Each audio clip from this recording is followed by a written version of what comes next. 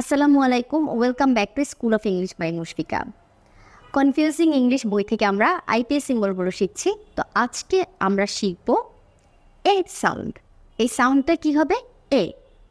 199 পেজে আমরা কিন্তু আইপিএ শর্ট ফাওয়েল সাউন্ডগুলো পাচ্ছি। আমরা সবাই বইটা দেখব এবং বইয়ের সাথে ম্যাচ করে পড়ব। এখানে সাউন্ড হবে কি? এ এ এ। তাহলে ফি ই এন।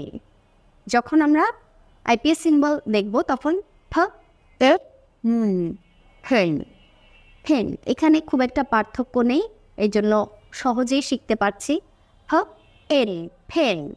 পরেরটা এ ঠ সেট এ ঠ সেট এ ঠ সেট। তাহলে দেখতে কিন্তু লেটার ই এর মতো, তাই না? লেটার ই এর মতো, কিন্তু সাউন্ড অনুযায়ী এটা প্রডিউস করবে এ সাউন্ড।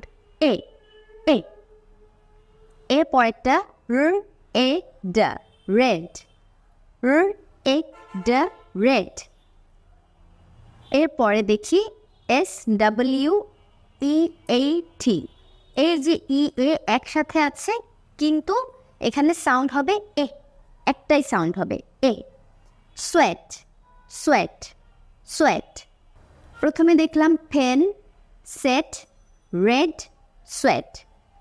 এখন আমরা একটি সেন্টেন্স দেখব। She fed her pet cat. She fed her pet cat. Fed E D fade.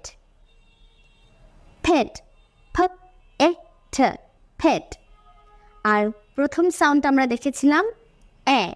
এই যে এখানে কিন্তু এ সাউন্ড, খ এ ঠ খ্যাট। যদি আমি খ্যাট লিখি কেমন হবে? খ এ ঠ খ্যাট। এখন আমরা আরেকবার প্র্যাকটিস করি। এ এ এ। Pen, set, red, sweat, fed, ফেট। এভাবে আমরা সাউন্ডগুলো অনুশীলন করতে পারি। আর এভাবে বলতে বলতে আমাদের মুখের জড়তা কাটবে, আমরা খুব সুন্দরভাবে সাবলীলভাবে ইংরেজি বলতে পারবো। Thanks for watching my lesson. আসসালামু আলাইকুম।